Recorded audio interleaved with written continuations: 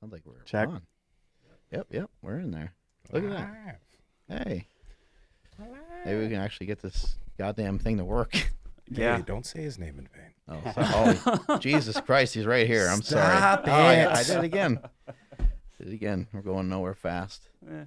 All right, today's guest is Dave Castro, and I'm super excited to have you here today. This is going to be, well, I think it's going to be good. I hope it's going to be good. Thanks for having me. I'm excited. Yeah, I think the strength community, I personally think that they've been confused about what CrossFit has brought to the game, and they've been kind of confused about the impact that CrossFit has had. And I just wanted to personally thank you and Greg Glassman. I know he's not here today, but I want to thank you guys because I really feel that you guys have elevated the game of fitness for everybody, and you have helped my company tremendously. You've helped companies like Rogue Fitness, and I think sometimes we take our strength training so seriously that whenever anybody else comes into the picture and anybody else does a deadlift, that God forbid, right? And then we get offended and stuff. But really what's happened is, you see companies like Rogue Fitness who have been built through CrossFit, and they have great synergy together, and then they're dumping money into the world's strongest man competitions. Yep. They're dumping money back into powerlifting. It's all just helping all of us tremendously. So appreciate that. Yeah, awesome. It's been a great ride to see everyone come up with it. Back in the day, all of these movements for so many people were intimidating and the stuff that only big, strong guys like you do. Right. And I think CrossFit helped break that down and made it accessible to everybody. Anyone could do it.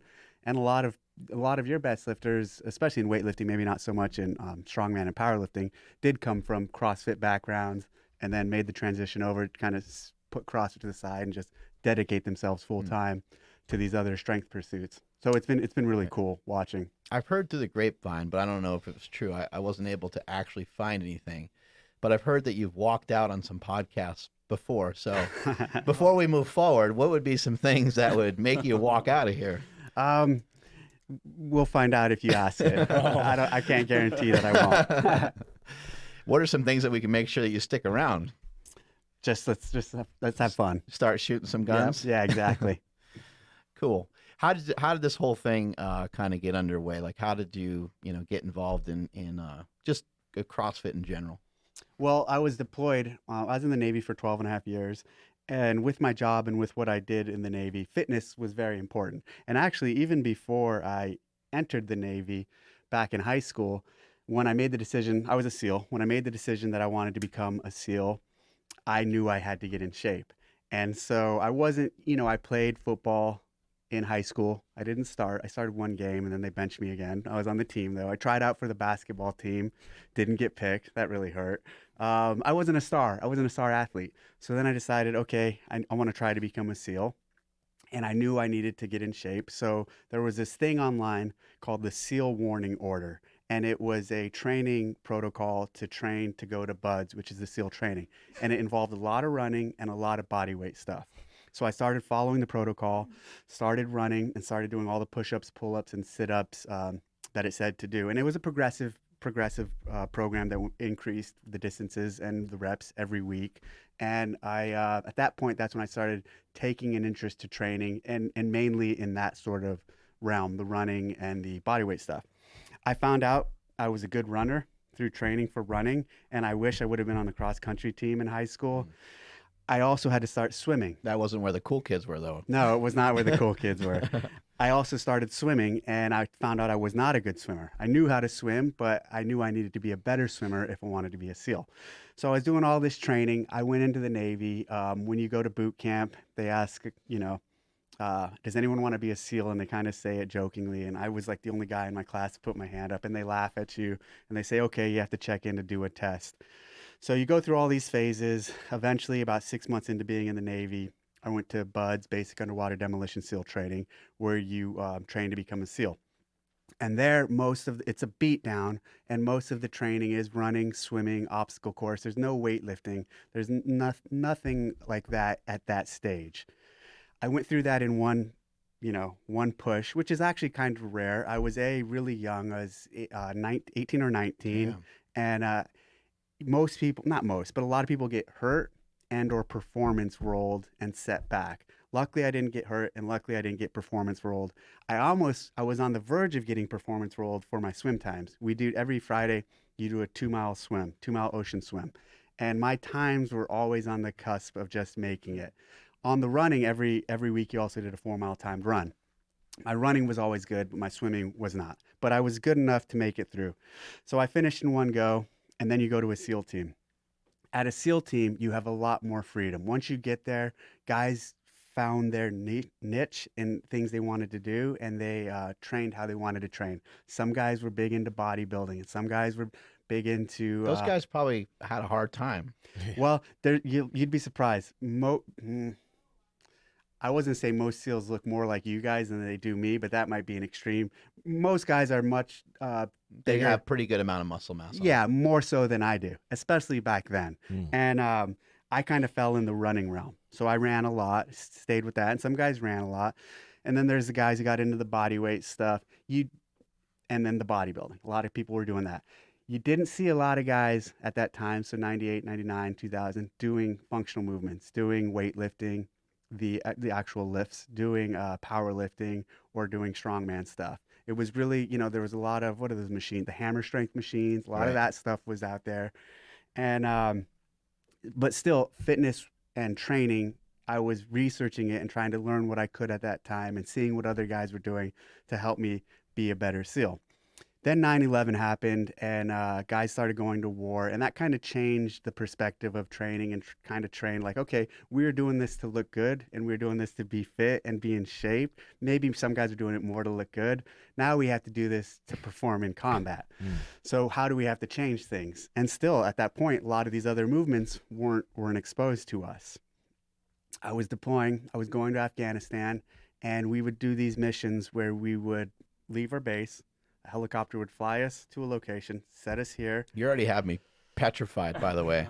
Just a helicopter flying me somewhere, I would already crap my pants. I would already be thrown out of the helicopter. Yep. The helicopter. That's the worst point. That's you have no control over Yeah. what's going to happen to you. Those were the times when I was most scared. Just want to Because you throw could up. get shot down, you Yeah. can crash, and you have no control. When you're on the ground running around, you have control. You can make decisions. You can control your situation. But in a helicopter, you're just waiting to get shot down or crash. So yes, the helicopter rides were the worst part of it. Anyway, so you'd fly in, they'd set you down. They're generally a land feature, a mountain or something. Then we'd have to hike over the mountain to get to our target, do our stuff, and then we'd leave. Well, we'd have our gear, and hiking over, I'd get winded. We'd get to the target, and then when you get to the target, you kind of have this long endurance effort. You get to the target, and you have to go hard and fast. And I didn't feel like I was in the shape I could have been in. I felt like I could be in better shape. So I decided, okay, well, what do I need to do to be in better shape for these missions? I need to run more. So there was a base loop on the base we were at that was about 4 or 5 miles, and I was like, okay, I need to run this twice now instead of running it once. Each day? Pretty much every other day, or often, way too Yeah. much, I'll tell you, in hindsight. Okay. And so I started running more and still doing these type of missions, and it wasn't really translating. Came back from that deployment, actually came to Yosemite on a climbing trip. I was really big into rock climbing at that time, and we hired a climber, well-known climber named Mark Twite, and he was one of the best climbers in the world at the time for the type of climbing that I was really into, I really liked. And he wrote a book on training for climbing. And in that book, all of his stuff was long, slow distance training. Go for long runs, go for long bikes. So while we were on this climbing trip, I asked him to talk about that. And he goes, I don't do that anymore. I go, what do you mean you don't do that? He goes, I do something called CrossFit. And I go, well, what's CrossFit? And he goes, it's all this short, really high intensity workouts using movements like the deadlift and using pull-ups and using clean and jerks. And I was looking at the guy, and I'm small, but he's even smaller. And I'm like, I don't know if I buy this from this guy. Here he is. He was saying one thing about how to train, and now he's saying a completely different thing. I'm like, I'm not even going to explore this. But he planted the seed. So I did start exploring. I started researching CrossFit. I went back to Virginia Beach. I was getting ready to deploy again. I was looking at all the videos, watching the main site in 2005, and I was like, this is intriguing, but it's actually also intimidating because, again, I didn't have a background with a lot of these lifts or these movements, and I didn't want to just dive in. Well, I ended up deploying, again to Afghanistan, still was researching CrossFit, and I was sitting at a computer in our little computer lounge on deployment, and another guy, another team guy who was really in good shape, sat down next to me, and I'm looking at the CrossFit site, and he's like, "What are you looking at?" I'm like, "Oh, this is CrossFit." He goes, "What's that?" I go, "Well, it's a high intensity workout. Check it out. You know, it gets you in the best shape of your life." And I'd never done CrossFit at this point, and he goes, "All right, that's awesome. I'm gonna try it." So while we're on deployment, he starts doing CrossFit, and I'm not doing CrossFit. And he doesn't know I'm not. He's checking in with me and telling me how great it's going and how strong he's getting and how much he likes it. And I just watched him and saw the results that he had with it.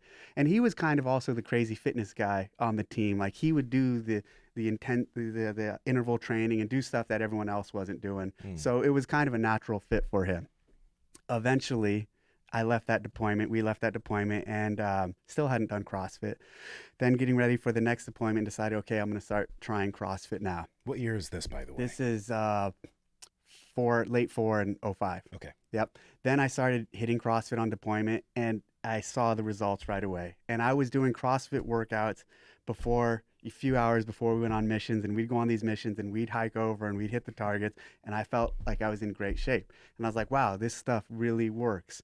And for a couple months, I would do CrossFit the missions we were going on, and I was sold at that point. And I saw a lot of results myself, and I had to learn all these movements, and I was watching videos. And back then, really one of the few places to find the videos was on the CrossFit site. Now there's you can find tons of videos on all this stuff, but and that's kind of how I got involved in doing CrossFit. And the thing that hooked me was that results, and not the actual physical, the performance results. My body changed too, but I was less concerned about that. I was more concerned with how I was actually going to perform as a machine out in the field. What did it cost you to learn about the training? Yeah, that's the best part. Nothing. It just cost free me. on the It just website. cost me time. I just had to research and study and watch the videos and read the articles and consume Yeah. the content that they were giving away for free at the time. Yeah, I find that part of it to be amazing. The business side of CrossFit and how much stuff they've given away for free. Giving the workouts for free, giving the information for free on how to do the exercises and all that stuff. I think is huge, and I think that's what made it explode. But getting it on the internet, any idea on how Greg Glassman? I mean, Greg Glassman's not super young. How did Greg Glassman have the insight to get this up on the internet in 2000? He had a client who said, "Hey, let's start putting your workout. This stuff you're doing is great. Let's start putting your workouts online. Let's build a website and we'll post a workout every day." And he said, "Yeah, let's do it." And he did that, and There was nothing like that before. no, and it kind of It's just fucking started it laid the foundation for what it is now and where we are now, and it just slowly grew. And even to this day, people tell me CrossFit's a fad and it's going to go away. And I'm like, man, people have been telling me that for 15 years, And but anyway, Your luck so is about to run out yeah, tomorrow, right? exactly. Yeah. So, but every point that got us to this stage, there's all been other steps that helped us get here, and it's just been slow growth. This didn't happen overnight. There was definitely some boom and some big Yeah. hot periods, but it's been, well, for me and my involvement, about 15 years. For him, over 20, 25, 30 years. Yeah, one of the things I find fascinating about CrossFit is I think Greg Glassman kind of originally said, show me someone that squats 600 pounds and I'll show you that someone that can't run a 6-minute mile, or vice versa, and that, I really love that. There's a few people in the world that have since that time. Yeah.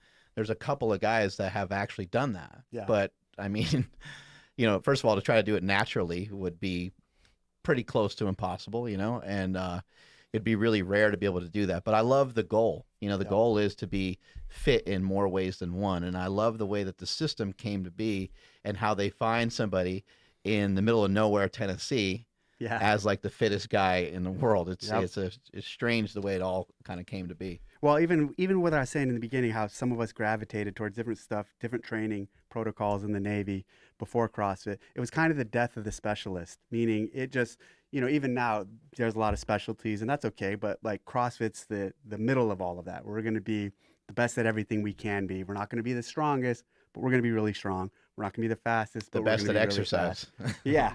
I hate when people say, especially towards the CrossFit Games athletes, I'm not a big fan of people saying you guys exercise for time, or it's yeah, you're best at exercise, because you know, it's a sport, and especially as the director of the Right. sport, I have to view it that way. And weightlifting is exercise too, but they're Right. not saying that about themselves. 100%. And runners, same thing. Runners aren't saying that about themselves. So I try to bring And us bodybuilding, the community. best at posing, like, right? Yeah, Like it's exactly. yeah. When you found out how great it was for you being in the Navy, did you notice a lot of other Navy SEALs take that on? And through the years, is that something like, is CrossFit type workouts something that took hold of guys in the military, or just you and a few people you know? No, at that point, so it was like the beginning of it happening across a big population of us. So, it kind of spread like a wildfire. Once a few of us started doing it, others saw the results. And actually the growth of it within the teams is the same as the growth of it within society, meaning it happened because of word of mouth. And people nowadays, Greg's big, we're not going to do advertising, and the way it grows is because people talk about it. Yeah. And that same thing happened there. I would start talking about it, other guys would start talking about their results, and then others would give it a try, and then from there others would give it a try, and people would see that it works. That's how people come to gyms. That's how people get involved with it, because they hear about it from their family members or a friend who sees results.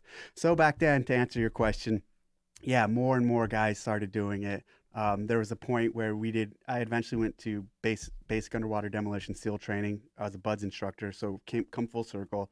I was teaching people how to become SEALs, to go through the training. And we were doing seminars for large groups of SEALs then. So yeah, now more than ever, or there was phases where, it's pretty much become, I don't want to say the norm, but there's also different versions of it and bastardizations of it. And people say, oh, I'm not doing CrossFit, I'm doing this. But fundamentally it is, CrossFit. So Yeah. for someone who, like, because I think when everybody thinks of CrossFit, they've probably seen CrossFit workouts, etc. But what fundamentally is CrossFit? Because some people would just think it's different barbell complexes, right? Yeah. That's CrossFit for some people. But what would you define CrossFit as, so the listeners know that is CrossFit? Well, the definition we use in the course is constantly varied functional movement executed at high intensity. Really what we're doing is we're taking a variety of functional movements, combining them in patterns, and combining them in unique patterns, usually low rep, sometimes mid rep, sometimes high rep, depending on what we're trying to get out of it. And we put the clock to it.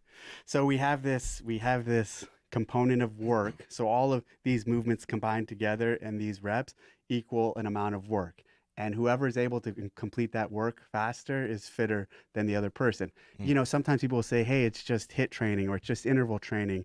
And well, we do use intervals in some of our workouts, but it's not interval training alone.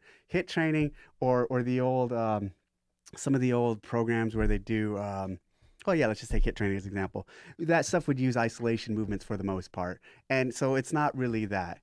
And the thing is, other people will say it's been around forever. A lot of these movements have been around forever, but what has not was how we combine them and how we put them together, and how we, I'd say, dose them on an individual. So, a workout could include 400-meter runs, deadlifts, and pull-ups. And we'd say, let's do 3 rounds of that.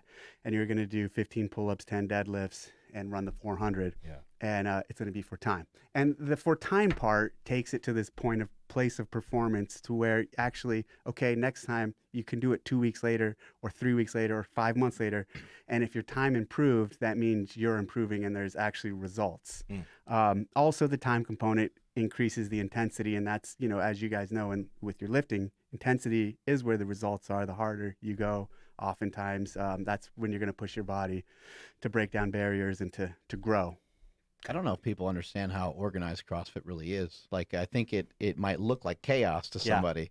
It might look like, all hell's breaking loose. But, I've been to the certification courses. I've taught some of the certification courses for powerlifting and CrossFit. And it just in rubbing elbows with CrossFitters and people that own CrossFit boxes, and then even seeing the back end of the website and seeing the questions being asked for people to keep to renew their certifications and things like that.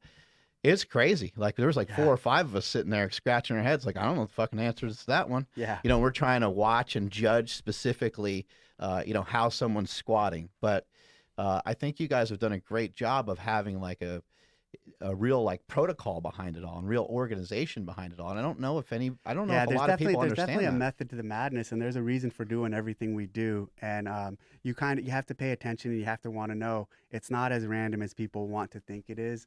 And there's a reason for most things that we do within the methodology, within the program, and that's how, even the games are kind of built around some of that methodology, all of the methodology, but built around the standards and some of the things that make sense to pursue and go down that route with. I've been in training for a long time. I've been lifting for 30 years, and I never seen anything really like it before. And when I first saw it, I got to admit, I was like, this is dumb. Like, people are going to get killed. Like, what's going on? And you're always taught that you can't mix these two things together. Like, it doesn't make sense Yeah. to do that. And, if you do that, you're going to overtrain, and you're not going to have gains, and you're not going to look good. But look at how good Some of a these lot, guys look, yeah. a lot of these athletes look amazing. And I understand, like, they're surviving it and they're adapting to it, and there's a bunch of things going on. But I would have never thought it was possible to even train like that. One of our until I've seen it charters, done. one of the big things that we preach is mechanics, consistency, and then intensity. And a lot of people, especially the critics who watch us and see what we're doing, don't hear or don't see the mechanics and consistency, and they just see the intensity. And what we mean by that is, with the mechanics and consistency, you got to learn the movements. You got to learn how to do them correctly, and you got to do them correctly for a good amount of time before you add intensity. So when you see guys out there, clean and jerking 135 30 times, and they're just throwing it around, they have a foundation. I'd hope so. Or oftentimes they've had a foundation to get to that point. And that's the best application of CrossFit, is a slow dosing of it. We need to build people up before you see them doing some of those things. And it's different for everybody. Some people their path to getting to that intensity stage might be a few weeks because of their background. Others, it might be months before they can do stuff like everyone else. And it just depends on the individual. And the great part about it is the workouts, everyone can do them. So we take that run example, that run, the pull up, and deadlift. If I was going to do it, I'd probably, let's say it was going to be 15 reps, I'd use 185, and maybe we do 15 pull ups. And maybe for, an older gentleman or an older lady, she's not going to do pull ups. Maybe she'll just do some standing pulls over the bar, and she deadlifts just the barbell, and she runs 200 meters. So the stimulus is the same, and we scale and we change the weights to keep everybody involved and make it entirely inclusive. And then if Matt Frazier was going to do it with me, he'd be deadlifting 315 pounds and he'd be doing 30 pull-ups, And that's another side of it that people are missing too, is like someone like Matt Frazier, who let's say he's not able to do a 700-pound deadlift. He's still going to crush someone who's really strong, someone who's really proficient at deadlifting, as soon as you start mixing in exactly. start mixing in other things, and then Yep. it's a variable that most people aren't ready for. Yep.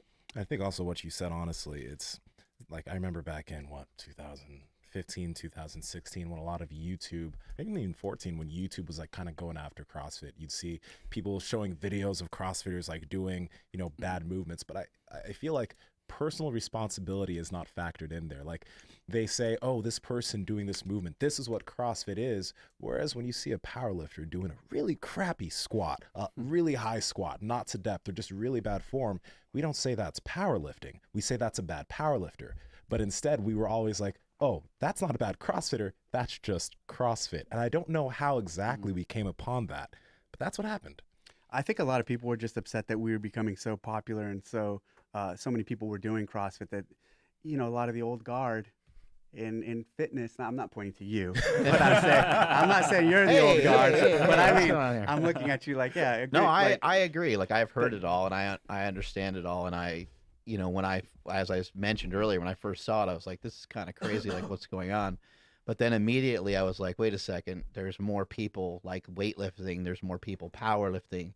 Why in the hell would I ever be upset about that? This seems great. Well, yeah, some old school weightlifters and some old school powerlifters weren't exactly happy what we were doing with their movements and how we were exposing it to the masses, and a lot of them became vocal, and some I would say joined us and grew with us, and others chose not to and chose to go in their own direction, and that's fine. But we weren't doing anything to hurt what they're doing. We're just supporting. We're supporting all human movement, essentially, exposing it to more people than they would have without us.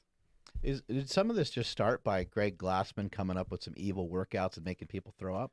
Yeah, I mean, basically, he was experimenting with it for decades, even before 2001, and combining movements and different training protocols. And he used to be a trainer at Gold's Gym, so he has a lot of background and foundation in training. He was an elite gymnast, and he decided to start training, combining some of the things he knew from weightlifting with some of the stuff he was doing for gymnastics. And he was an avid cycler, and he would take components and mix them up and play with them and see the results and see the stimulus, and it grew from there. And it was just a lot of, in the beginning, from what I've heard from him, it was just a lot of experimenting and trying different things. So who was his like guinea pig though? Because he's writing up all these programs, this crazy workouts. I mean, I would hate to be. Yeah, exactly. You know what I mean? Back in the day, some of his old school clients still are around, and some of them work for CrossFit, and some of them were his guinea pigs. And back in the day, when he was also working at Gold's Gym in Southern California, he had a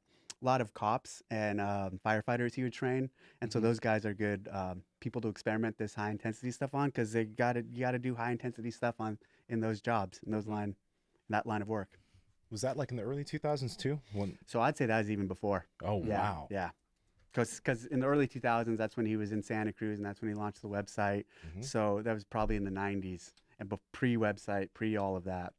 When I got invited to his house recently, he was like taking me around his house as if I was like a present that he wanted to show everybody that he just like unwrapped, because he's like, this guy squats over 1,000 pounds. He kept like, he was all pumped about it. And I had an Have opportunity. you squatted 1,000? I squatted 1,080. Yeah. Damn. When? Not recently. Oh, okay. But still. Yeah, years ago. Probably, I don't know, 8 years ago, something Was like that. that around the bigger, faster, stronger period? Yeah, around that. Okay. Yeah, around that time.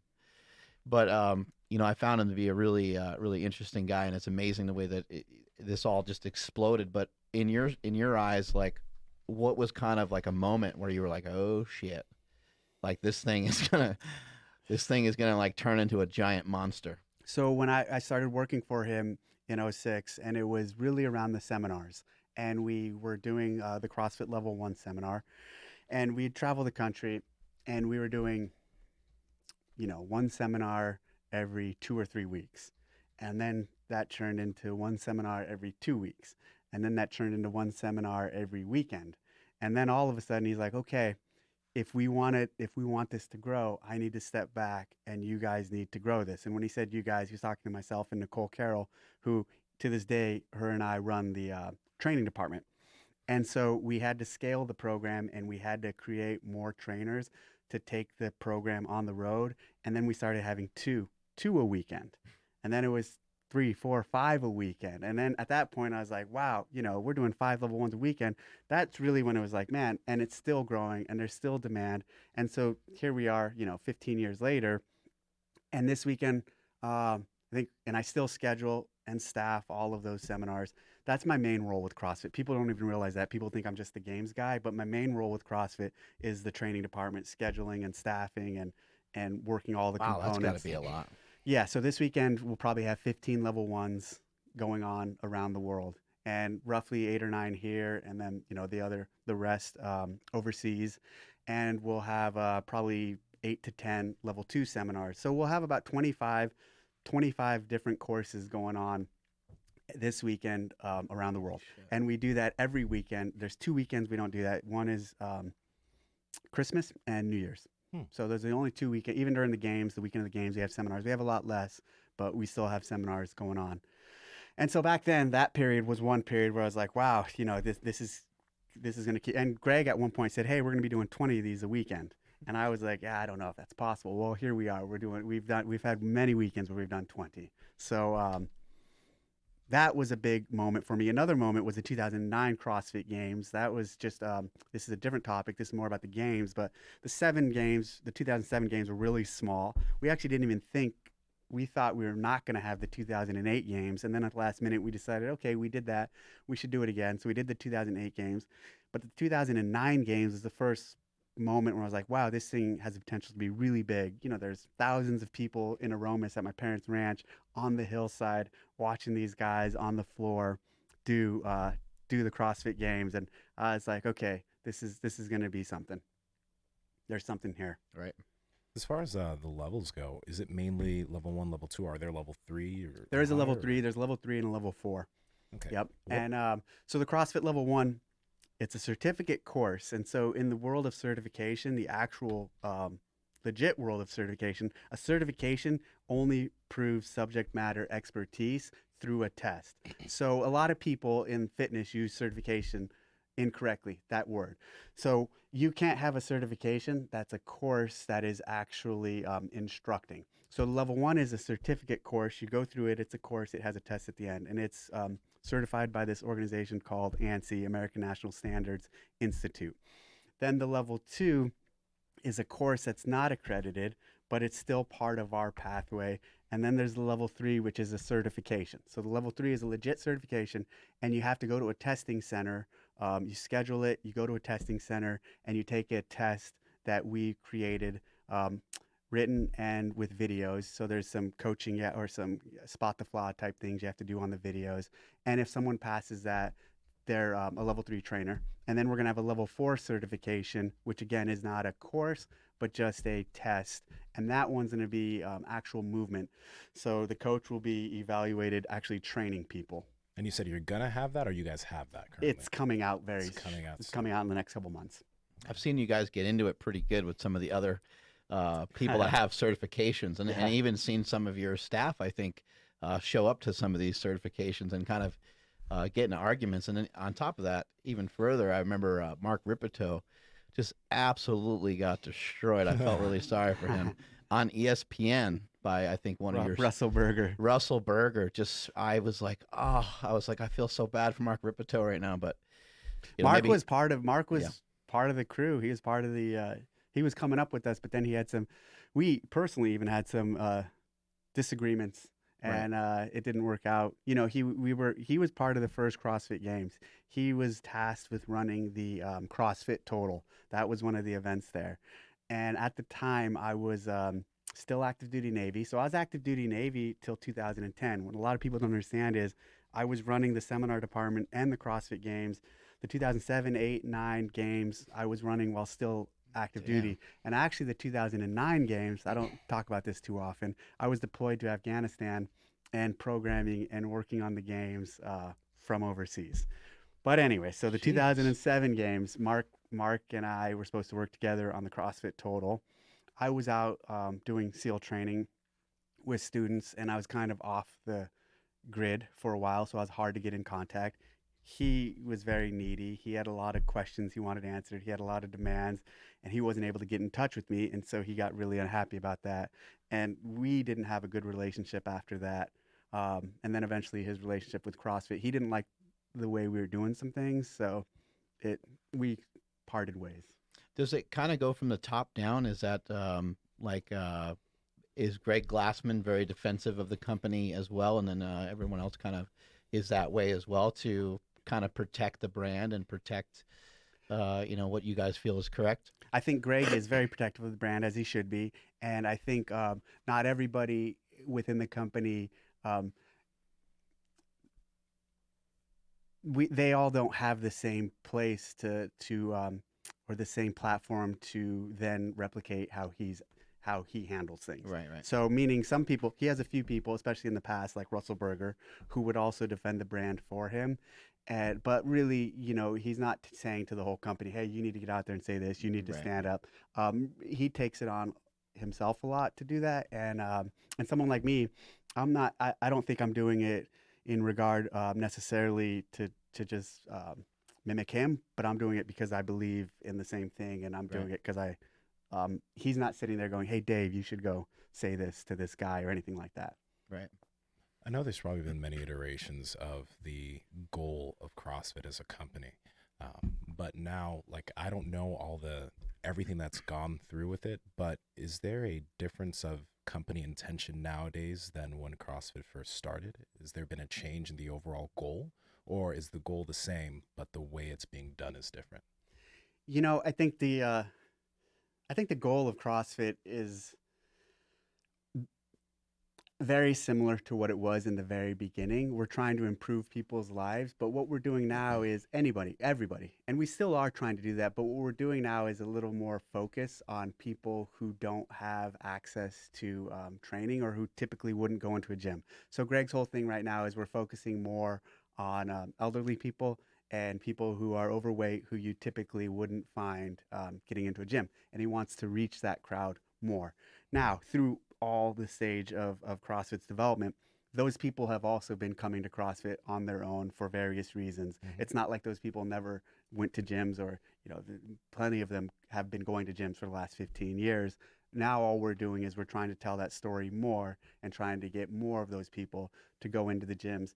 In the beginning, it was almost like we focused a little more on the high level performance aspect of it and how people could perform at their best levels from it, highest possible points. But now it's kind of changing on in that direction.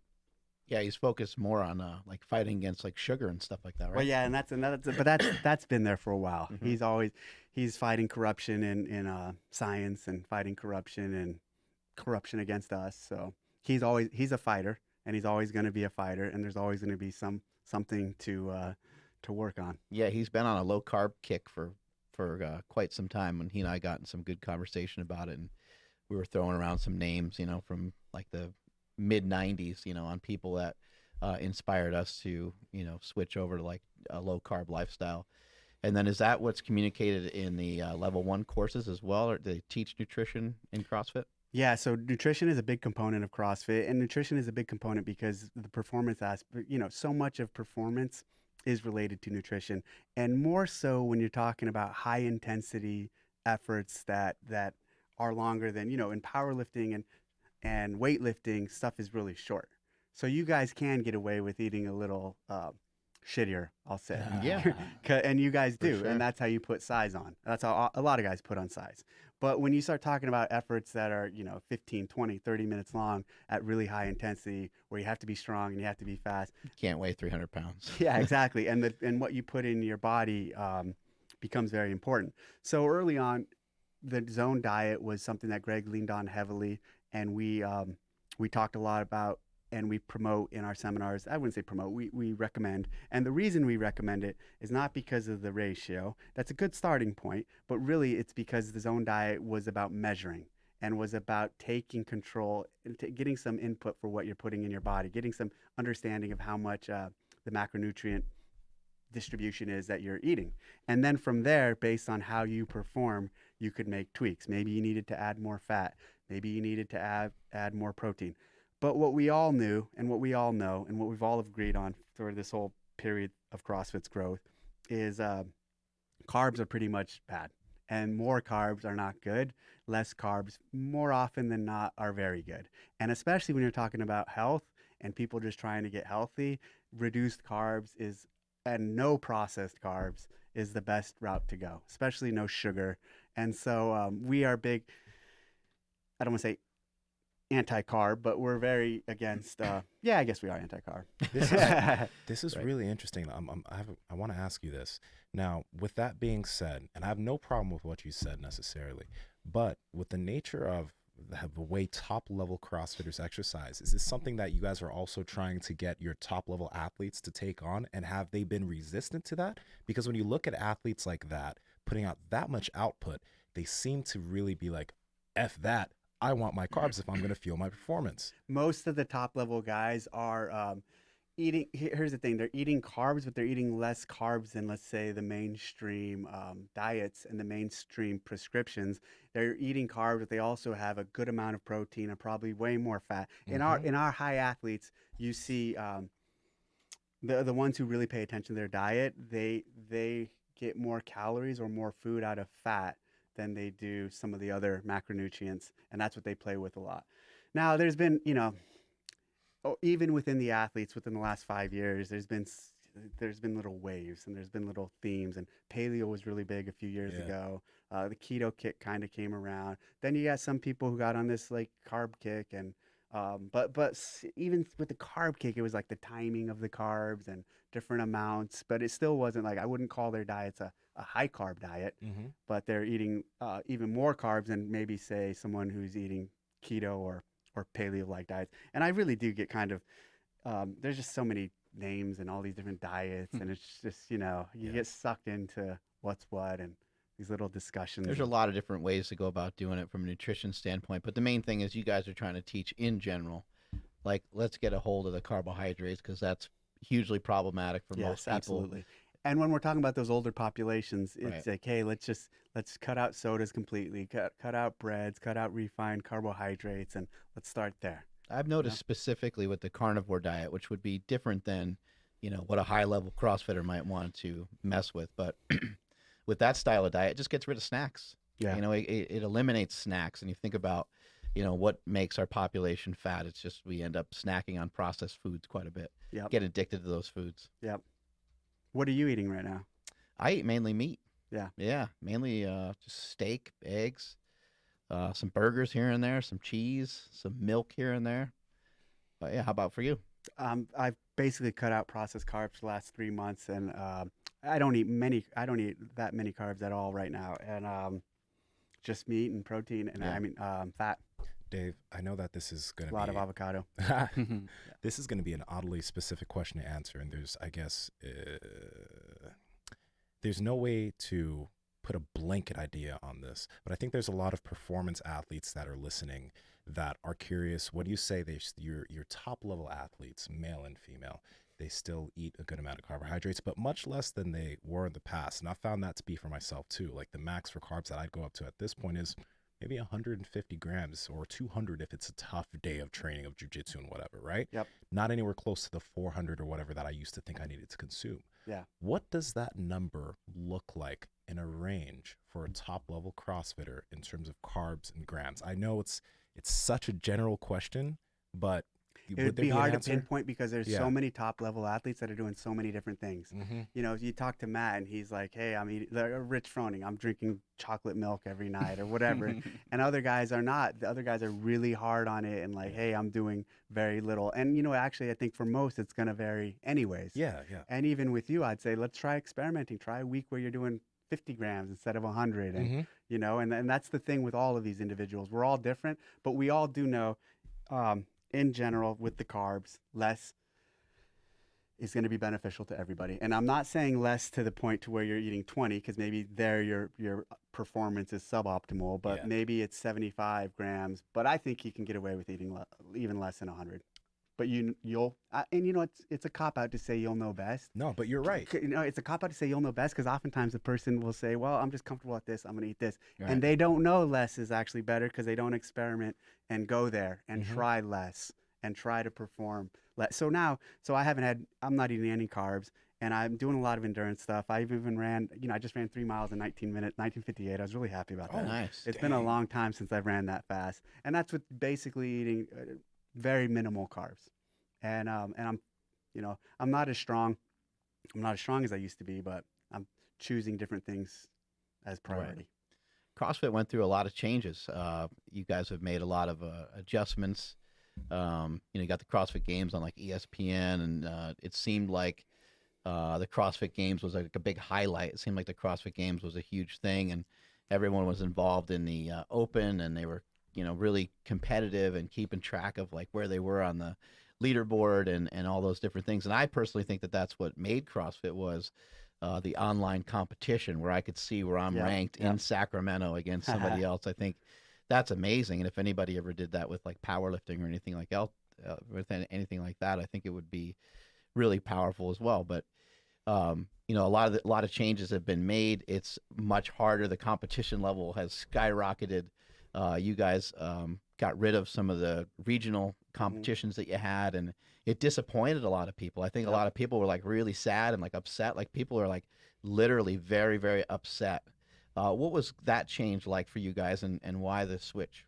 Well, again, Greg wanted to go in a different direction. He wanted to stop focusing. He wanted the company to focus less on some of the competition and some of the things we were doing there. And therefore, you know, we got rid of our media team who did all that content, and he wanted to focus on the health aspect and some of the battles he wants to do. And so the change was quick, and it happened like he decided, hey, I want to do this and I want to do it now. And so, you know, a lot of people were upset. A lot of people internally were upset. A lot of the community was upset.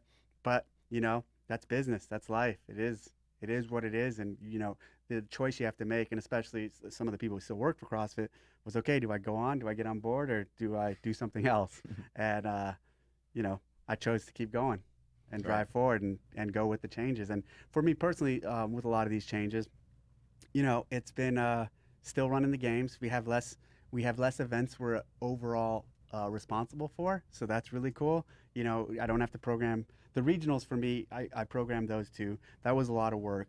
The open announcements that I travel and do, that was a lot of work. So some of the things that I had to do, that was a lot of work. I'm able to focus on just the CrossFit Games now and the training, and I don't have the load of some of those things. So for me, it was great. It's very normal too for big companies. You know, like Yeah. a big company grows and grows and grows, and they go, oh shit, you know, and Yep. they come back down to kind of their roots and kind of their original. Was the CrossFit Games like was that a collaborative effort between you and Greg Glassman, or like how did the CrossFit Games even come to be? So in 2007, I took him to my parents' ranch in Aromas, California, and we walked the ranch. And at that time, I was working for him, just doing the training department, the seminars. And he liked the facility, he liked the location. He said, we should have an event out here. And I go, okay, cool. He's like, yeah, let's do a little competition. Let's do the Woodstock of fitness. And I said, okay, done. I go, when do you want to do it? He said, July. And so we started planning the first ever CrossFit Games. And that July, I think it was July 4th weekend, we did the games, and I think 60 or 70 athletes showed up and about 100 spectators. And the people who showed up at the time, comments on CrossFit.com had that's where all the athletes would post their times for the workouts of the day. And the best guys who were posting the fastest times were the people we invited to come out to the competition, and some local people.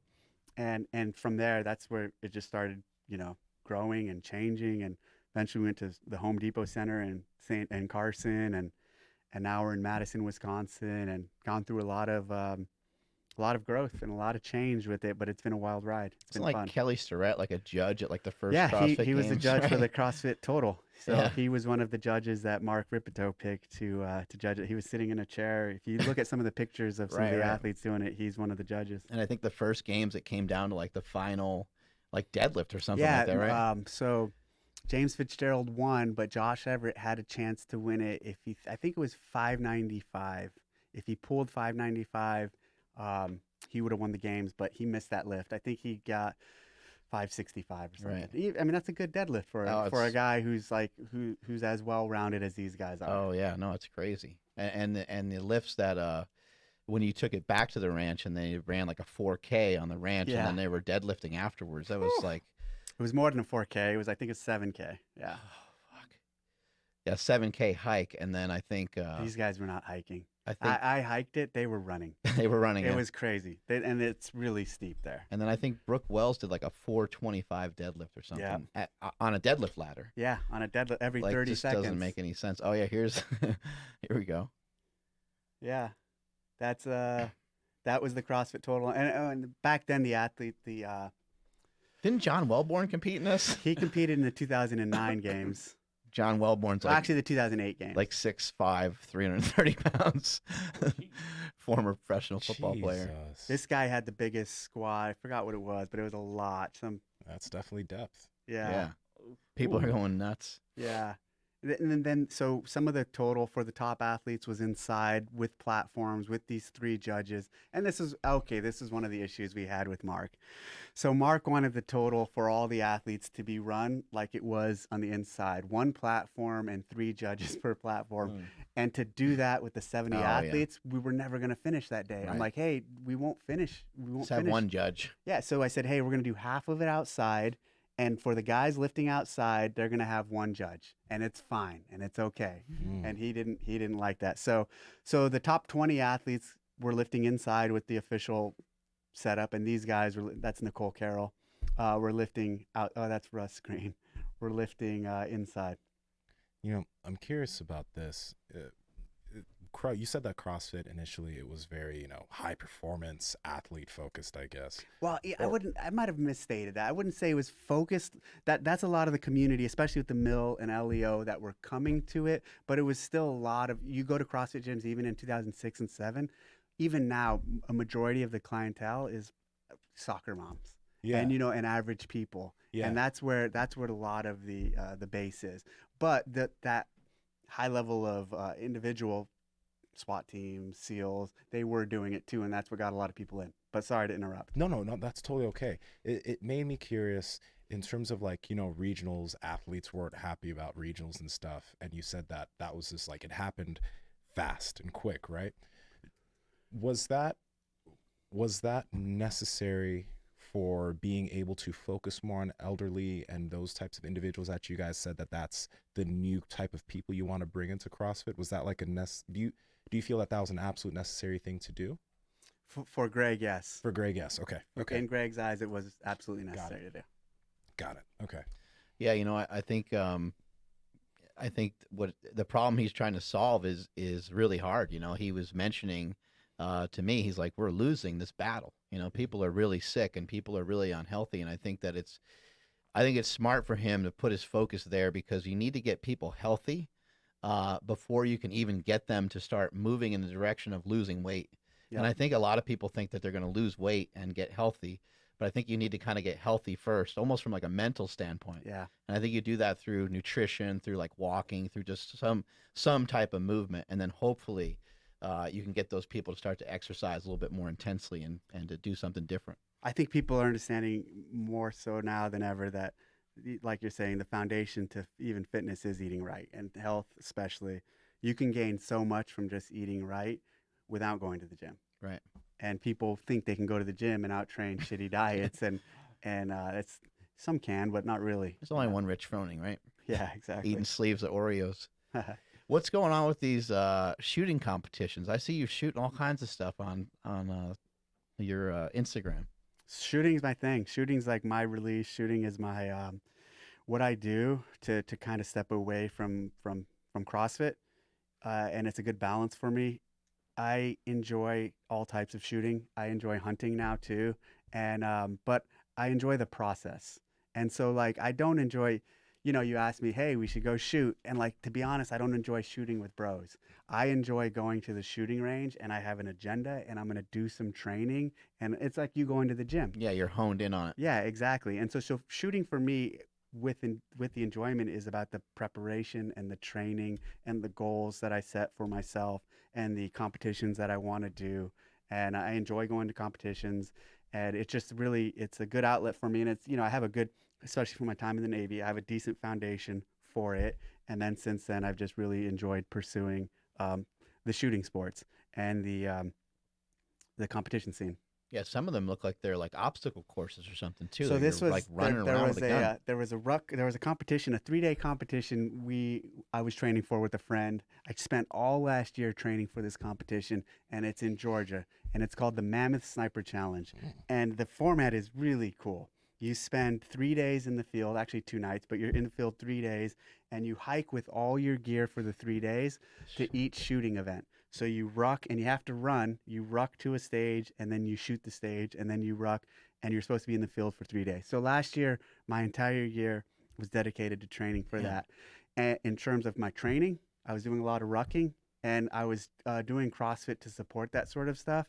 And in terms of my shooting, I was shooting all long range to prepare for this competition. Well, it was in early January, and we went to it, and I was so excited about the competition. And I told my partner, hey, I don't ever want to fucking do this one again, because I don't want to have to train like this again. Right. And I'm like, we're going to do this, and we're going to be done. Well, we start the competition, and like a couple hours into it, we're doing great. The first ruck we do, it's a partner competition, so your partner has to stay with you. We win the ruck. No one's even close to us. We shoot the shooting stage. We do decent on that. Then we have to ruck to the next one. You ruck over 33 miles over the course of the 3 days. We ruck to the next one, and you crush everybody there. We're looking behind us, and no one's even close. Then we shoot. Well, during the shooting, I hear my partner yell something, and I I look over and I don't know what's going on. On this shooting stage, one partner runs over here, another one's over here, and we're separated by about 30 yards, and we shoot targets. We yell to each other what to shoot. Well, it turns out he dropped his pistol when he got over there, and I didn't see that. And what that means in a competition like this is you're disqualified. Oh, no. So they walk over, and I spent the last year training for this. And remember, even before it started, I told my buddy, I can't wait to finish this because I never want to do this again. And so they come over and they say, hey, you guys are disqualified. And they go, do you want to stay and help out or hang around? I'm like, no, I'm out of here. And Like, no, fuck you guys, we're out. and my partner was devastated. And I was like, hey, it's not a big deal. You know, it happens. I was, you know, I'm upset by it. You know, it sucks that it happened. I really wish we would have finished and done it, but it's okay. We're gonna now train for it. So I'm gonna spend this. I'm not training as hard right now, but pretty soon, you know, after the games, probably September, I'll start ramping up really hard to train for that, and we're gonna shoot it again, and we're gonna do well. Just out in the woods, and you're like, you got to bring your own food and all that kind of stuff too. Yeah, food. The only thing you don't have to carry, and if you did have to carry this, it'd be a game changer, but is water. If you had to carry water, I mean, that'd be way too much weight. They provide water at each of the stations, but you have to carry your tent, your food, your stove, your warm clothes, all your ammo. And the stuff that makes that pack heavy is really the gun and the ammo. So that gun weighs about 15 pounds. And then the ammo for that gun, you know, you need 200 rounds. That weighs about 8 or 9 pounds. And then you have a pistol, which weighs around a pound, call it. And then the pistol ammo. So the sleeping stuff and the camping stuff, all of that, like, from my background with being in the Navy and being a climber, you know, I was sourcing and finding the lightest weight stuff out there. I'm a real big gear guy. And so when we showed up, you know, our packs are custom made. Everything we had was the lightest gear. So when we started, my pack weighed 51 pounds, which was a little heavier than I wanted. I actually wanted it to be, you know, about 48. But the thing is, as it goes on, you're shooting the ammo, so your pack's getting lighter. Right. You're eating the food, so it's getting lighter. And so I do a lot of ruck running, and I'm actually a pretty good ruck runner. Yeah, all the is that kind of what you're doing over at KUU? Like they make ultra lightweight, like hunting gear and stuff like that. Yeah, I like their stuff for hunting, and I actually wear their pants I wore their pants in that match because they have built-in knee pads. So I do like their gear a lot. Do someone like driving and watching? Because I'm just like, okay, Yeah, so someone it's really- dropped a gun. It's like, really organized. And so Yeah. when you get to that shooting stage, there's what they're called range officers, are people watching, like rules, like safety Yeah. guys. And so that's kind of the norm, though. You do something like that, you gotta. Are you gotta still? take- Are and you here's let me just say this too. And athletes, athletes this last year, we had big cuts at the CrossFit Games, and they complain, how could I show up and I get cut, and you know I trained all year for this, and I'm like, whatever. I just went through the same thing. And I'm not sitting here crying or bitching or complaining. Right. So like I just got cut after 3 hours too. It's Yeah. just it's sport. It's how things work. Yeah, it just happens. Yeah. Gonna mess with the hair this year for the CrossFit Games. You always kind of have like surprises. You had cornrows and frosted tips, and like, what was a bigger mistake, the cornrows or the frosted tips? I liked the cornrows a lot because it was so out there. It was so wild. And here's the thing: the games were in Compton or Carson. Oh. Carson. Oh. Carson. Close enough. Right next to Compton. Carson is right next to Compton. And I said, okay, well, the games are here. One year I'm going to have cornrows. And we hired this lady from Compton, and she came over and she put the cornrows in. And I was like, this is awesome. And the thing Yeah, is, here we go. Oh man. I married someone with the cornrows. There was a wedding. See, there I am in that picture right there. Oh yeah, people sometimes get married at the CrossFit Games, huh? Yeah. So, Crazy. Wow. so I was probably 37 or 38. And basically what happened is I said, I need to do the cornrows now because we're in Compton, Carson, Mhm. and I'm 38, 39. And when I turn 40, I don't want to look back 50 years from now and say, when I was in my 40s, I put cornrows in my head. I think that'd be ridiculous. Right. But I can say I was in my 30s and I Yeah. had cornrows. Yeah, you got what an excuse. difference does that make? To me, it makes a huge difference. Being in my 30s and having cornrows, okay, that makes sense. You're cool. In your 40s, you're too old. So I'm in my 40s now, and I'm 42. man. And so for the last couple years, the hair stuff took a back seat. Do you have kids? Yeah, I have 2 girls. Do they know about this haircut? Oh yeah. So here's what's crazy. So that was only like 3 days. So it only goes in for the event. And then Yeah. after the event, I took them out. And when I took them out, I got home and my hair was like, whoa. I got to find that picture. That looked wild. and then I cut the hair. You had an afro for a But few so days. so I'm 40 years old now, or 42, and so I'm in my eyes I'm too old to do anything like that. So I'm not doing anything crazy. I'm growing my hair right now. I'll probably cut it soon, but I'm not playing the hair games anymore. But I used to play the hair games when I was in my 30s. A long time ago. So Go ahead. how's the CrossFit Games going to be different now? I personally don't really know. So I'm just like, this year the CrossFit Games, like what's Well, different? last year was the first.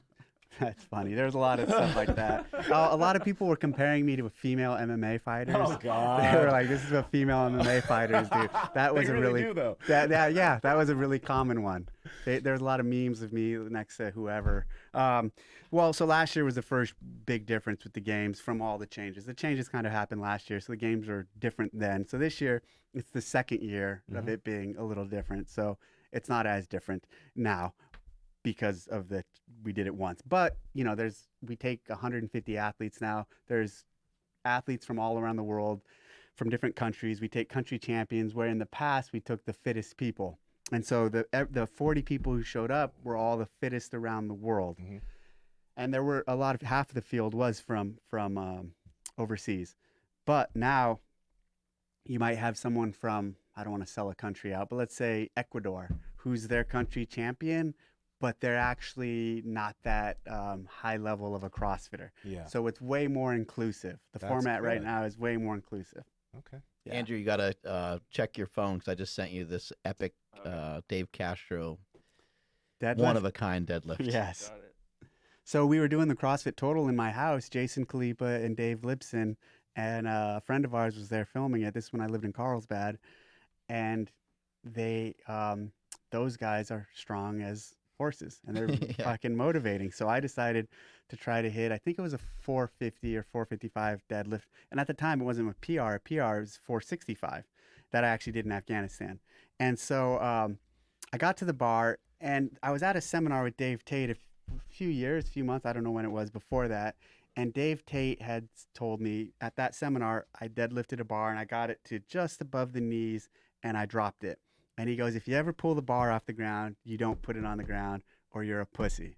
And so that's what he said to me. So that was in my head every time I deadlift. And that was in my head right here when I'm deadlifting. I guess it was 465. And See, you're going to put the sound on. It's got some music to it. That's pretty epic. And so I picked the bar up, and I was like, I hear Dave Tate and Josh Everett said something to me.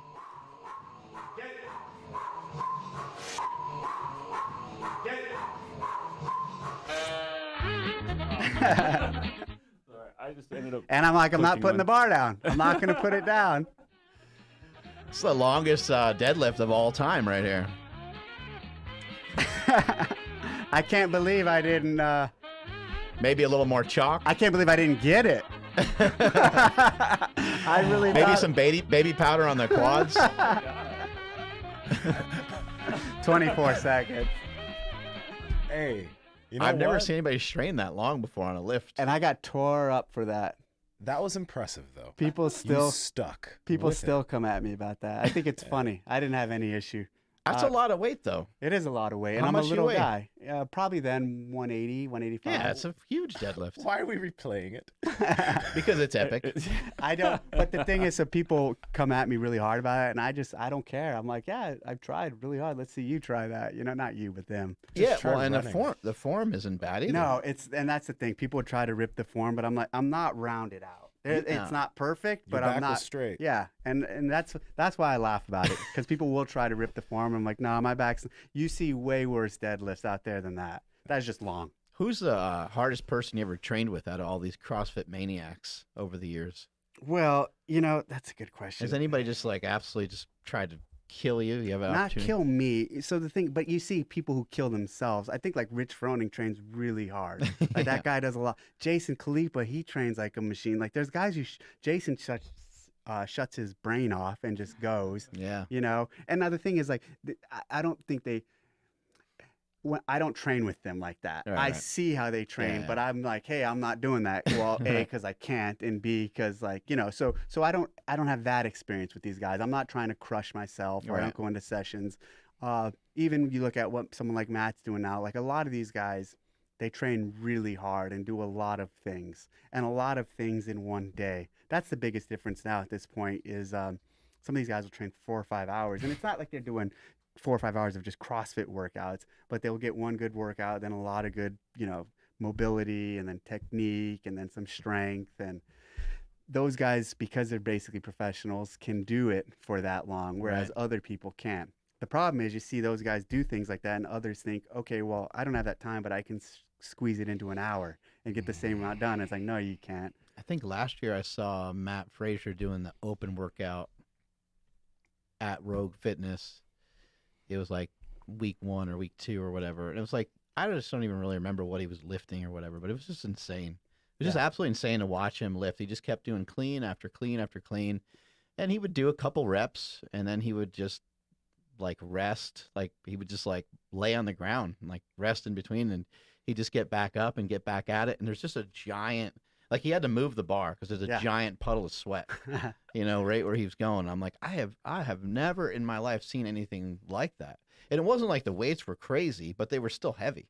Yeah. I mean, he still had like 3 something on the bar. Yep. And he was doing it for like 20 minutes straight with doing toes to bar in between or something like that. I was like, He told me what that. is this? I'm like, what is this madness? Like, this guy's an animal. Well, and here's the thing, though, even for all these guys, even to get to that point, there was a foundation that was laid Yeah. for years prior to where they're able to train for 4 or 5 hours or multiple sessions or that much weight for that long.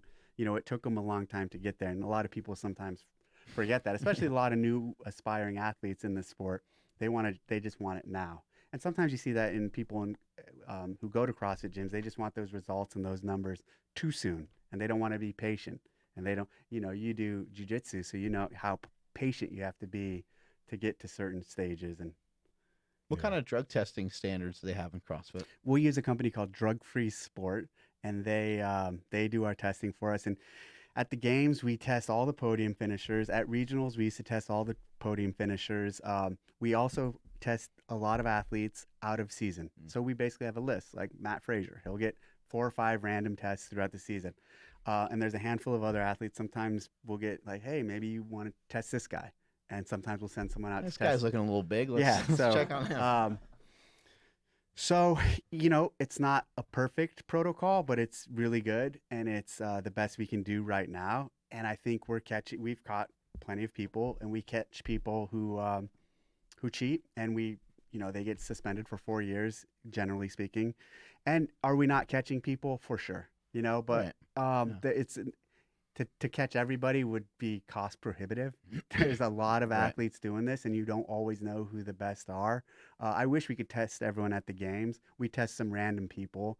Are the podium finishers clean? Yeah, I really believe it. I really believe, except for the ones we caught, like Ricky Gerard. But the ones the other guys, 2 years ago, we caught the second place guy. 3 years ago, Wow. That was yeah. part of the documentary, right? Mhm. Yeah. the second place guy 3 years ago popped. It's on And Netflix. You should check it He out. had a whole Okay. list. He Really popped cool. for a whole list of things. Yeah. That was a huge deal.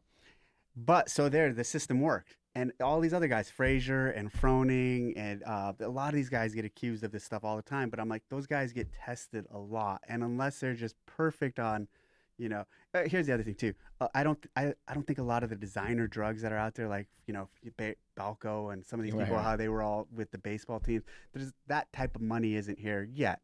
So a lot of that stuff isn't here yet. Is it maybe that we don't know about?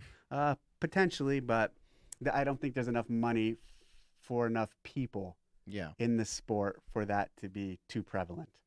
It's such an interesting sport because of the way it's designed and because of how difficult it is on so many different levels. I'm not saying that steroids they wouldn't help, but you would really need to know what you're doing because Correct me if I'm wrong. You know way more about steroids than I do, but how would I know anything about them? the biggest thing for these guys would be the recovery.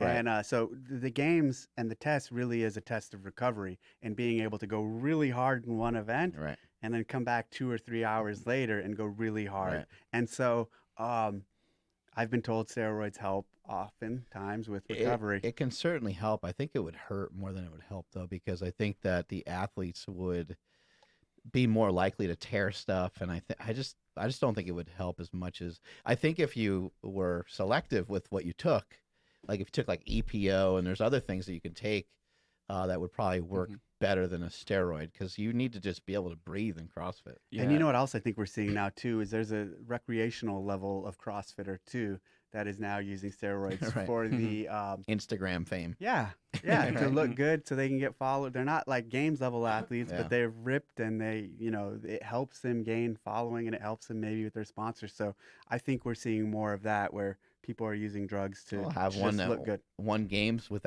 drugs and one games without. Yeah, yeah. Yeah, like the drug that Gerard got busted for is it's cardarine, so it's a SARM, so it's GW5156, and that one just helps with your endurance. It Like can crazy. help with cardio. Yeah. Yeah, but again, like what Mark said, like if you're all of a sudden now you have an extra like 20 reps in you, it's like, well, shit, maybe at that 15th one, that's where you pop something.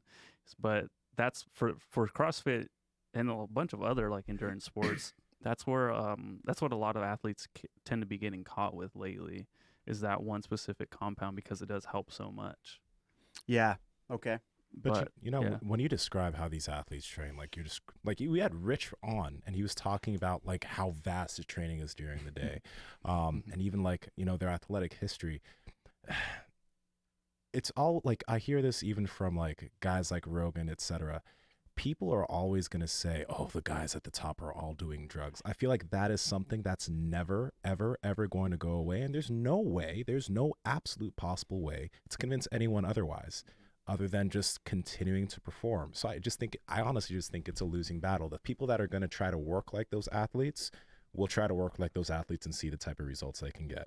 And the people that think all the top athletes take drugs are always going to believe that the top athletes take drugs. Yeah. Someone like Rogan should never talk about CrossFit though, because he doesn't know what he's talking about. In It regard to wasn't even specifically about CrossFit. He Okay. just said this like But in general about top but I'm saying that sports. because I know in the past he has tried taking some jabs at CrossFit, and he doesn't understand CrossFit. I think you should get on a show. I think it'd be great. That'd be awesome. He has never had a CrossFitter on his show. So he's talked about it, and he has mentioned it before, and he has said, he was like, I need to have a high level CrossFitter on. He like doesn't. I don't think he has a good understanding of it. That's what I'm saying. He And has I no think- understanding of it. And I think that Yeah. if he did, I think that he might appreciate it more for what it He's is. never had any of the CrossFit top level athletes or any of the CrossFit subject matter experts or any of the CrossFit trainers or people like us involved. So Yeah. I think he just doesn't. I think he doesn't like it. He might. Maybe might his On It thing, whatever his association with On It is, to stepping on. The On It does functional training too, right? Right. do, yeah. So maybe he doesn't want to promote CrossFit or just even point any attention to it because of his financial obligations to On It. What's the worst CrossFit workout in your opinion? Like, what's the most brutal? Like, if you just wanted to annihilate somebody, like It's I'm just Fran. gonna- yeah. It's Fran. 21:15:9 of thrusters and pull-ups. And it just because of what it does to your body. And it's, the fastest guys do this workout in 2 minutes. Oh. And then average people, I don't want to say 5 or 6 because it could be much longer than that. But it just crushes you. The thrusters, that movement alone, if there's one movement for life that anyone could ever do, I'd say it'd be the thruster. You just squat and stand up and press a weight overhead and just do it over and over and over. And that movement has the unique ability to make you suffer. You're moving over a huge distance because Yeah. you guys are requiring people to squat below parallel Squat too, below right? parallel, and then at the top, full extension with Yeah. the weight. So it's like a burpee with weight. 95 pounds. I've never thought of it as a burpee with weight. That's interesting. Okay. Yeah, that's horrible. Yeah, it is a horrible movement. Why was it named Fran, by the way? What is that Well, history? Greg, a lot of the workouts are named after girls are called benchmark workouts, and he said he kind of took that from the hurricane scene. You know how hurricanes are named Hurricane Dora. I think it's just and he said these because women workouts are painful like a hurricane. But yeah, yes, yeah, because women are evil. yeah, women are evil. That's where I think it comes from. I think everyone can understand. Hey, that workout's a real bitch. Yeah, exactly. I'm kidding.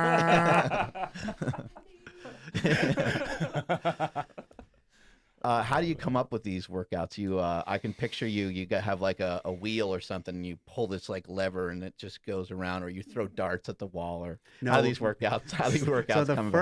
first event at the CrossFit Games did come out from a hopper. Oh, there we go. We had a big peanut hopper, and we had a bunch of when you go to Chuck E. Cheese and they have those pits with the balls. Oh, yeah. We had a bunch of those balls with different movements on them, and we threw them in the hopper and we spun it, and then we'd pull them out, and that's how we created the first workout at the CrossFit Games.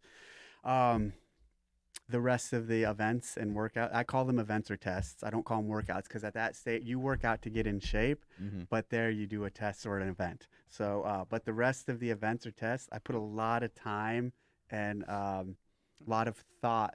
Yeah, that's the hopper right there. That's a peanut roaster that my neighbor had, and we put those in there, spun it, and pulled them out to create the workout. We should do that again one year. We should bring it back. Well, anyway, so I'm very visual. I have a lot of whiteboard space. I write things down. I write movements down. I write events down. I play with them.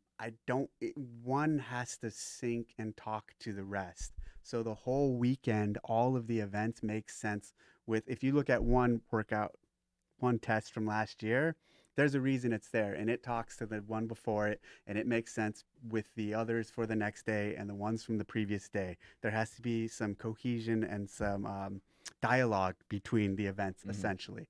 And so it's not random at all. And there's a lot of changes that go on, and there's a lot of tweaks, and a lot of the changes and tweaks happen through testing. So I have athletes who aren't going to the games, obviously. I'll fly them out and we'll pay them, and they'll test some of the workouts. And when they're testing them, the tests, I'll watch them and I'll see how it's affecting them. And I'll see if I'm getting the right stimulus or what I'm looking for this particular event. I might have to program one that's 2 minutes long, and I just want them floored and on the ground afterwards. I'll have an athlete test it, and he'll finish it at 2 minutes, and he just stands there and walks around and goes, "Oh, that's a good one." And when he says that, I know it's not a good one because he's not laid out on the floor. So I change some things, maybe increase the reps, lower the weight, or do whatever to get the right stimulus I need from that test or event. And so it's just a constant process of looking at them, thinking about them, modifying them, playing them against each other.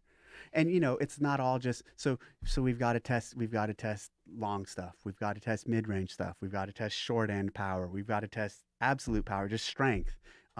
We've got to test this movement. We've got to test that movement. So there's a lot of different things that need to be hit to truly find what we're claiming is the fittest alive. That's a grand claim to say that we're titling the fittest man and woman alive. So it has to be an inclusive, all-around test of fitness. The thing is, here's where there's some debate. People can say we're not testing fitness, and if someone says that, it all comes down to this: how you define fitness. And so we define fitness as work capacity across broad time and modal domains. That statement right there basically is the foundation of how I program. If you don't define fitness the same way I do, definition of terms is so important. I actually learned this from Greg years ago. Definition of terms, so we're talking on the same plane, is so important. So you take someone who says, well, let's take Sports Illustrated. I don't know who it was this year, but LeBron James is the fittest man alive. And well, I'd say to them, how do you define fitness? Because obviously you're placing a premium on sport and dominance in sport and athleticism. So whenever someone claims that we're not really testing fitness, I take it back to, well, what's your definition of fitness? Oftentimes they don't have a definition of fitness, and we do, and it's that work capacity across broad time and modal domains. So work capacity, your ability to work and get things done. Work capacity across broad time. So we want to test short end and long end, modal time and modal domains, modal being different things. And that's why we have a lot of different movements and a lot of different, we expose them to tons of functional efforts. Andrew, see if you can bring up a clip of LeBron James squatting. I don't know if you've ever seen this before, but it's not very good. Well, You know what's 6'8", he's Yeah, we got him. Yeah. It's tough. Yeah. You know what's funny when you see like clips of LeBron or even The Rock or some of these stars, almost always you see road gear in there. Oh yeah. And I think that's really cool. It's amazing. It's amazing because I remember at a seminar in I think 2007 or 8, Bill walked up to me and he was taking the level 1. Look, road gear. And he said, hey Dave, I'm starting this company called Rogue Fitness and we're making jump ropes. And I'd really like to get into CrossFit. Can I give you one of my? That's funny. The internet killed him for this. Did they? Oh man. Hey, he's got quite the butt though. Yeah, he does. Damn, he's big. And so Yeah, he's massive. he gave me a jump rope, and the jump rope was like one of the first things he was making. And to have worked with him and watch him grow and see the company become what it is, it's been amazing. That company's insane. Yeah, it's wild. It's wild. It's absolutely nuts what they built, and I think he start too with some rings, right? Yeah. He's like Yep. made a rings for his wife, and then his wife won the CrossFit Games, She right? won the 2008 CrossFit Games. That's Yeah. just like when They you weren't married at the time. yeah, But yeah, she won the CrossFit Games. that's insane, She was also a Division I basketball player for Ohio State. right?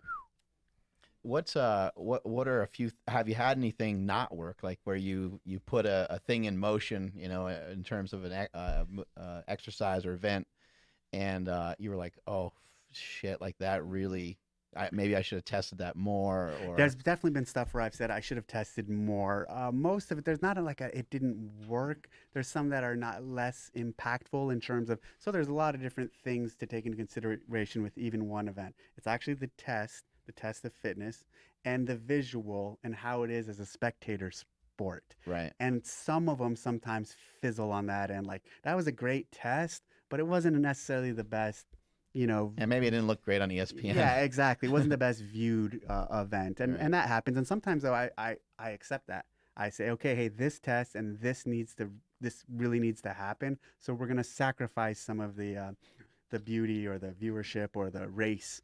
I consider these guys in a horse race. Oftentimes, I think of them like, hey, these are horses racing down the court, and so when you look at a lot of the tests we do, they're laid out to tell a story, to tell a progression, so you can see who's winning. Is there a committee of any kind, like where people are trying to maybe interject to make sure it's like competitive? Because I know sometimes the way that like Froning has dominated, he usually came on a little bit later, or the way that Frazier, has been dominant, where he's like, he doesn't even need to do like the last day hardly. Is there anything like you guys trying to, or you just like, hey, that's just the way it works out. He just happens to kill everybody. Yeah, no. That's just the nature of it. These guys and people understand that. And the thing with the tests and the programming is these guys. Sometimes a lot of athletes and a lot of spectators and a lot of coaches will complain and say, "Oh, well, my athlete didn't do good because this came out, or my athlete didn't do good because of that." Well, if you're saying that, you're not prepared, because guys like Matt and Rich, those guys for 4 years each, they did it for 4 years. No matter what it was, they were all very different games. They came in and won. And that's what we're looking for. They're well-rounded. And even Tia now, I think she's won 3 and 2 or 3, and Annie won 2, and the people who've won multiple games, they're coming in well-prepared, and they're winning no matter what's thrown at them. And that's the type of athlete we're looking for, the level of fitness and the well-roundedness that is the fittest alive. Also, Thank you. Yeah, you're welcome. When I was in college, I wanted to do CrossFit, but like I couldn't afford it. But one thing I noticed was, like, at the time, the athletes, and even still, the athletes have a very similar body type, and I was just like, how can I be 6'2" and do well at something like this? I mean, again, I haven't been paying that much attention, but has that changed at all, or is it still like you still see the general type of athlete win? For the games and for the highest level of competition, yes, you see that's the general type. But for the average person who does CrossFit, everybody can do it. Yeah. If there are some people who go to the games that are 6'1", I don't know if anyone nowadays is going at 6'2", but they're on the fringe, right? And there's some really short guys, but they're on the fringe. Most of the normal body type, it shakes out, happens to be around 5'8" to 5'9", maybe 5'10", and the highest performers are that height, and that has to do with a lot of the movements and the distance they have to travel their body, and the distance they have to take a deadlift, and how deep they have to go and how far they have to stand up with a barbell on their back. In general, you're moving the weight much further distance than I would, or some shorter guys. And so there are taller people that excel and make it there, but it's the fringe. Just like the NBA, there's guys that are 7'2", but they're not the norm, and there's guys that are 5'10" and 5'8", and they're not the norm, but they still make it to that level. And the NBA, because of the demands of the sport, also has its optimal average height, just like a lot of sports have their optimal average size. And especially because we're not a weight class sport, that's what this lends to, that if we were a weight class sport, you wouldn't have that problem. Would you ever think that it would be something? Was that ever thought Well, about? for not for the test of the fittest alive, because we're gonna find the fittest regardless of your weight. But I think there's a place eventually for I don't want to say the games, but a different competition or a different expression of this is the top 205-pound guy. Got it. When you're planning out the games, I mean, it's also multiple days, right? It's is it 5 days or 4 days? It's been different. Typically, last year was 4 days in a row. Most years before that, it was one day on, Wednesday, Thursday off, and then 3 days on. And so it goes back and forth. One year we had 5 days straight. That's a little too much, but it depends. And it's pretty crazy. Like I believe there was one time where you guys woke everybody up like in the middle of the night and like brought them took them on a flight to Aromas, to the San ranch, Jose. and they had to compete like, and just everyone's like waking up at like 2 a.m. or whatever time it was. Yep. Just trying to have an element of surprise in there. Yeah, just try to mess with them mentally. I like to play mental games, but not to the point to where it there's a point in place where it's too much. Right. There's a point where it's not necessary. That was okay. I like that mental, because here's what I mean by that. That's messing with them in the morning. It's kind of getting them out of routine. But then when they get there and they have to do the tests, okay, they're focused. They can prepare. They can do what they need to do the test. It wasn't like wake up right now, come out of your room, and you're going to work out in the lobby. It was a little more. What's one of the kind of cooler stories that you've heard or seen, in CrossFit? Something that you are just, something that maybe like, I don't know, it's really called to you, something like really inspirational or something motivational that you've seen. So many of the transformation stories of people losing 100 pounds, losing over 100 pounds and changing their lives, people being able, the transformation stories even of, people being able to lift their children up who couldn't before, people doing things now that they couldn't do before finding CrossFit. Those are all great stories and all very rewarding to hear, because to some degree we've been part of growing that and making it accessible to everybody. So it's the simple stories rather than like the competitive or the high level athletes and what they get from it. It's more about the average person and how they're functioning and performing at a place they never thought possible just because they go to a CrossFit gym. Did you ever envision CrossFit kind of being like where it is? Like, did you ever have the same, like, it seems like Greg Glassman seems like he's a visionary. Seems like he can like literally see stuff that's not there quite yet. I don't know if any of us saw it where it is now. Even he'd say that. I don't think we saw it being this big, but we were prepared for it and we helped grow it and helped, get it to this point, and we'll help grow it bigger. And he doesn't have like 5-year business plans or 2-year business plans, and he doesn't say this is my goal. He just lets it grow naturally and get to where it's going to go regardless of his assist or not. So and that's what's happened. It's just, it's got to this point, and the last 15 years of it getting here have all been just a wild ride of, okay, this is the direction it's going. Let's nurture that and help it thrive. Internationally, because like you were talking about, athletes from Ecuador, the top person there coming to the games. What do you see happening with CrossFit in like China and places like that? Like, how is it expanding in that way? There's a couple hundred gyms in China. So CrossFit's there. CrossFit's everywhere in the world, basically. Yeah. Because of the open source model and how we just give away the information, people have been exposed to it. And because of the word of mouth, and nowadays because of social media and everyone sees it. So if someone wants to open up a gym, there's easy access to our seminars because we're doing them around the world. We do a lot of seminars in China now too. Had to cancel a few because of the coronavirus. Oh, but yeah. Crazy. Yeah. So it's just a matter of so China, obviously a lot of potential. There's 200 gyms there. Here there's 5,000-6,000. That country, we have 300 million people. They have 3 billion people. So there's a lot of potential for a lot of gyms there.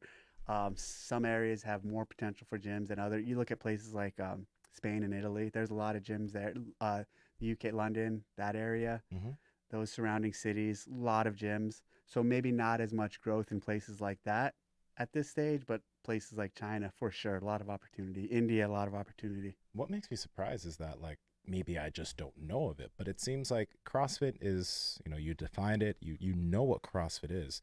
I'm just surprised that no one's really tried to copy it and like really. I mean, it just it's a workout. I feel like someone could make a box. It's not a CrossFit box.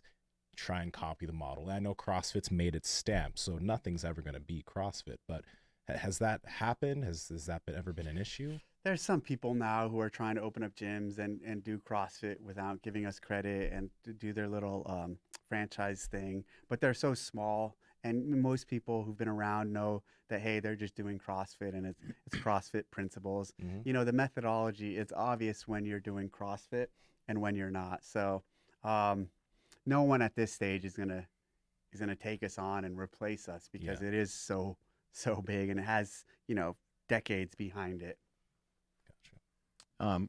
Kind of, your background as you were sharing with us. You were a football player. You were playing football, didn't make or made the team, but didn't get a chance to play and stuff like that. Did it feel good later on to have good athletic prowess, like to be able to, be a Navy SEAL and then to be fit and get yourself in shape? And I mean, now you're in Well, very good shape. that was the thing. Like that was one of the things with becoming a SEAL. So I was athletically not dominant in high school. And I thought, well, I wonder if I have what it takes to do this, because this is going to be much harder than being on the football team or being on the basketball team. And this is way more elite. And so this is going to take a mental strength. Where'd that even come from? Like, that seems like absurd to like even. I'll tell you exactly where it came from. The summer after I graduated high school, I went to the movie theater with my girlfriend at the time, and we watched The Rock with Sean Connery. And I'm watching that movie, and in that movie, there's a scene where the Navy SEALs come in on a helicopter, then they get in these little submarines, and they come through the water, and I'm like, wow, that shit is cool. And then they come up and out of the gutter to fight these Marines, and the Marines shoot them and kill them all. Oh. But anyways, yeah. And how old are you? 27. Okay, so that you probably didn't. Yeah, you didn't see the movie because you're too young. Check out The Rock with Sean Connery. Okay. And Nicolas Cage. Cheesy movie. It's about San Francisco, but it's great. And from that moment, I was like, man, those guys look cool. I went home and started reading all the books on SEALs, started watching all the movies that were out, and then I had this thought: I wonder if I can do that. And when I had that thought, that was it. I was like, I wonder if I can do that. I have to put everything I have into trying to become that. I was in college at the time, CSUMB in Monterey Bay, and I was, I told my parents to go to college. 2 months in, I drop out and I say I'm enlisting in the Navy. I'm enlisting in the Navy, and I'm going to pursue this goal. They recommended, and a lot of friends did too. Everyone said, "Why don't you finish college and then decide?"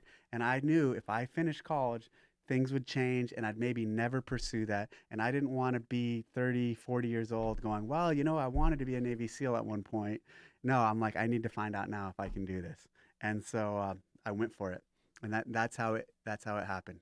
Were your parents pretty supportive? Is that what kind of maybe gave you the idea that you could even do something like that? Like, yeah, my parents were very supportive of me. They weren't supportive of me dropping out of college and enlisting in the Navy. Right. Once I did it, they were really proud and very supportive. But they always helped me, and they always encouraged me to do things. So, but it was more of just a personal, like, yeah, I don't know. I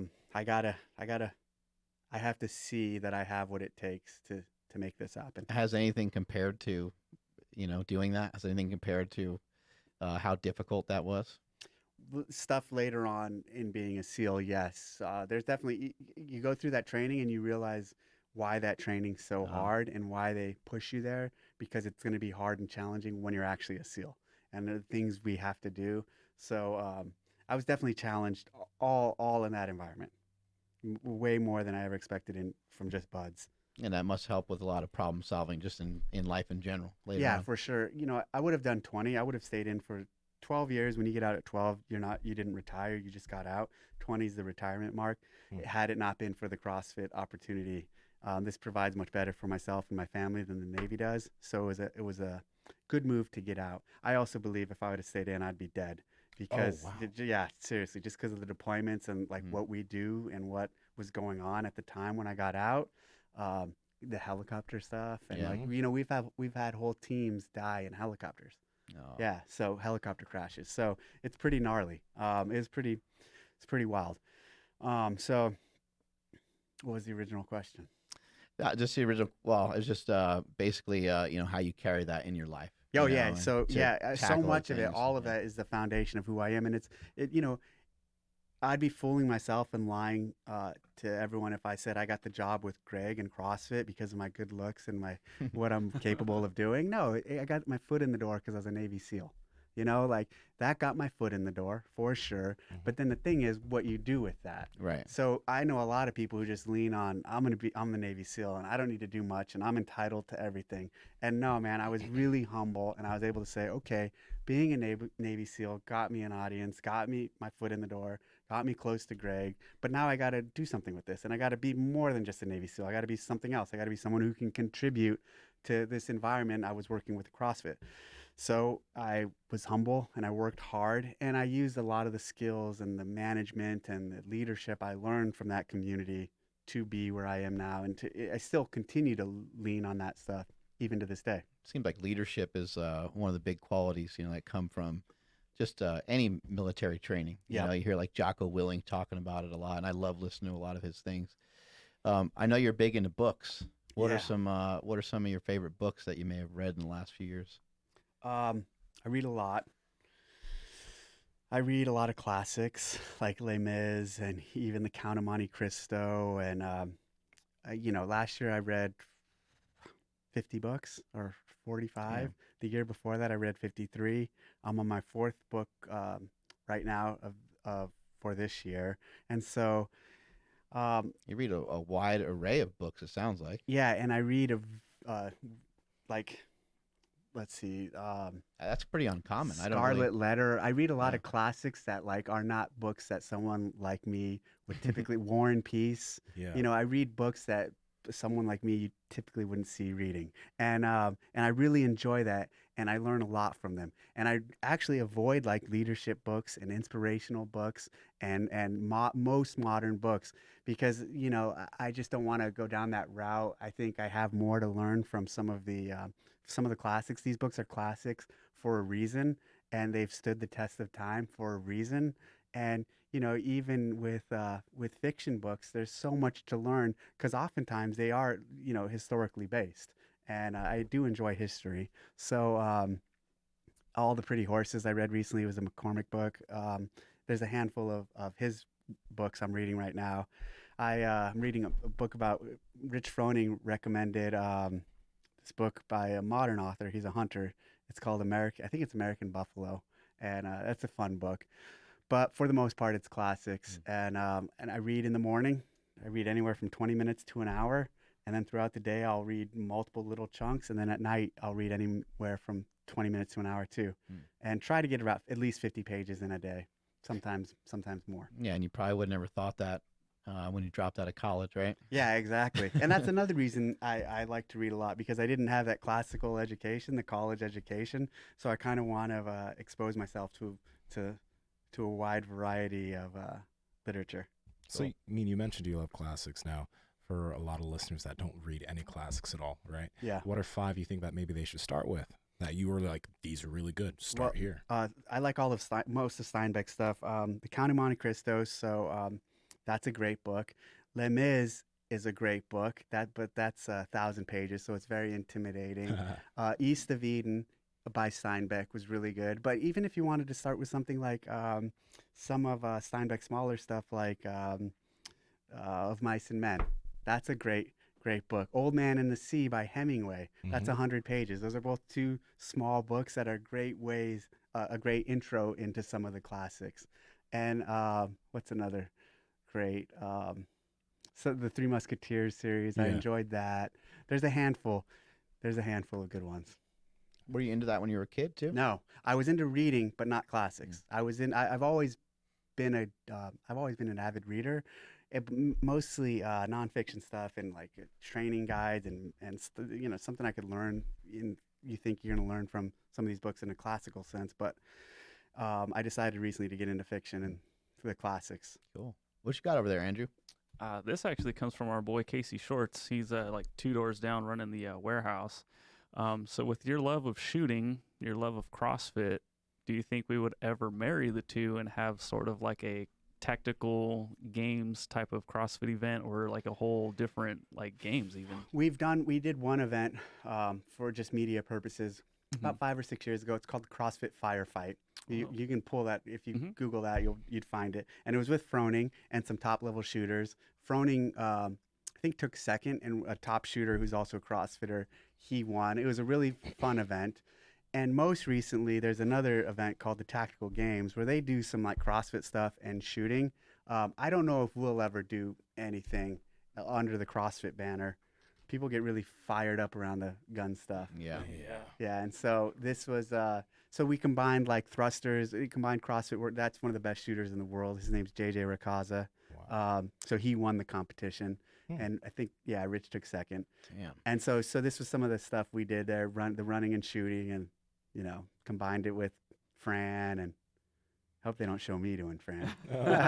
I did it too. I think I was in third or fourth. Wow. I should have done better. Damn. Wow. And so I guess like switching gears from that, like with all the changes that CrossFit went through, do you think CrossFit will ever be able to produce? Oh, on the 2-mile run, I think I took second. There you go.